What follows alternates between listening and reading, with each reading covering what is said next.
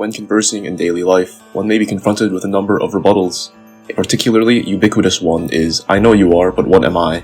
usually encountered when leveling an insult. We will be disassembling this argument and exploring how to respond to it. In conversation, the assailant encounters an aspersion given by the victim. They will respond with, "I know you are, but what am I?" Why do you care so much about diamonds? They are not even the best resource in Minecraft anymore. Diamonds are still a rare and valuable resource that can create high-end tools and armor. In addition, although diamonds are not the most powerful class of tools anymore, the netherite that you are alluding to still requires the use of diamonds to get.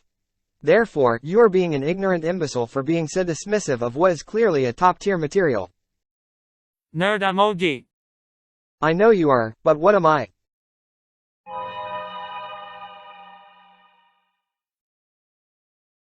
The objective of the assailant is to deflect the insult from themselves and instead point it at the opponent. While implying that the insult in fact did not apply to them at all, the assailant attempts to do this elegantly in a single line rebuttal. You are stinky. I know you are, but what am I? After the victim receives such a rebuttal, it may be difficult to see how to approach retaliation with a counter-argument.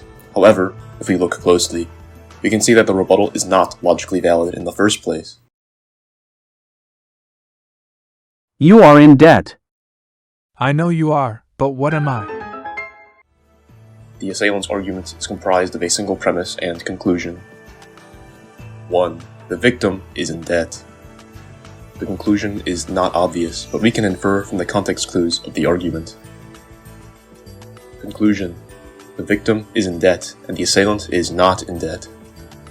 From the premises, we know that the first part of the conclusion is true, but it is possible for the second part of the conclusion to be false.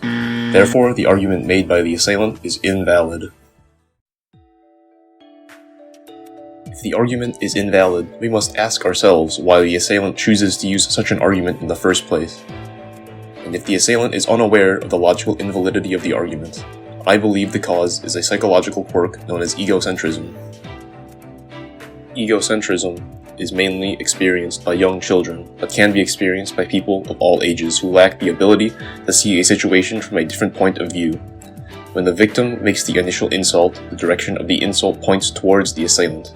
However, if we only view the insult without context from the point of view of the assailant, it can be construed to point towards the victim.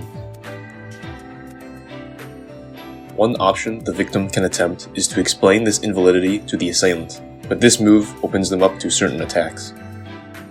To mitigate this possibility, it is wise that the victim takes a different route in defending against this attack. There are two methods to move forward against this. First method is to leave the argument. The use of such an invalid argument flags that the assailant will not be open to logical discussion.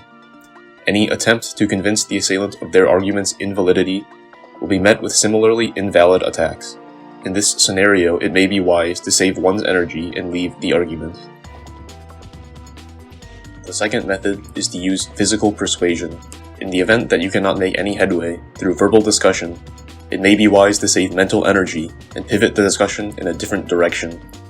In this case, the best course of action is to persuade quickly and leave before any third parties arrive in the area.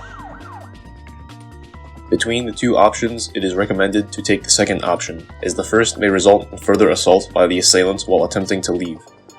The second method is also available for use against many other arguments other than the one of question. In conclusion, the correct course of action when confronted with such an argument is to acknowledge the invalidity in your mind and respond with an appropriately thought-out counter.